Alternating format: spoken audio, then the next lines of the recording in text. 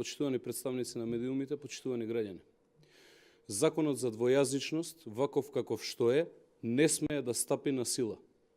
Покрај тоа што е неуставен и неприменлив, истиот ќе направи огромна штета, и политичка, и економска. Последиците ќе ги плаќаат сите граѓани на Република Македонија.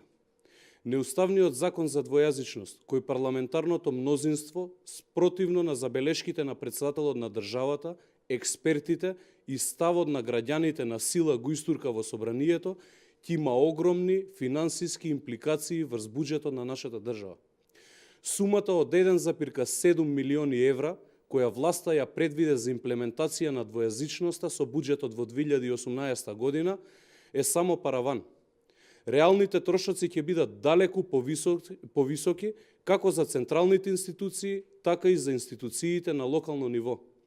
Социјалдемократскиот сојуз крие од граѓаните колку од народните пари би се трошеле за вработување на преведувачи на албански јазик во Штип, Гевгелија, Струмица, Радовиш, Делчево и другите градови од источниот и јужниот дел од државата, но и на сите гранични премини во државата. Социјалдемократскиот сојуз не кажува колку ќе чинат преведувачите и судските преводи во сите основни и апелациони судови во Република Македонија. Власта треба да одговори и колку пари ќе ги чини граѓаните изготвувањето на нови униформи на полицијата, пожарникарите и здравствените работници. Колку ќе чини изготвувањето на двојазичните пари во Република Македонија. Власта треба да им каже и на нотарите, извршителите, адвокатите, аптеките, мобилните оператори, дистрибутерите со електрична енергија и други приватни субјекти кои вршат работи од јавен интерес, колку пари ќе треба да одвојуваат од својот буџет за имплементација на неуставната и штетна двојазичност. Колку секој од нас ќе треба да ја плати желбата на Зоран Заев по секоја цена да има поддршката од ДУИ.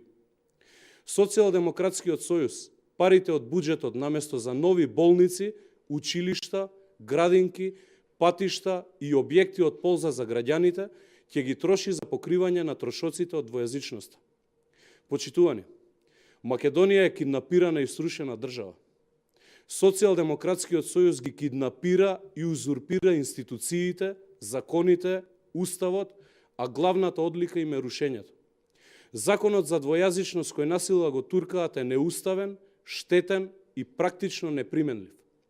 Ставот на председателот на државата да не го потпишува указот за прогласување на овој неуставен закон е државнички чин и единствено правилен чекор кој може да се направи.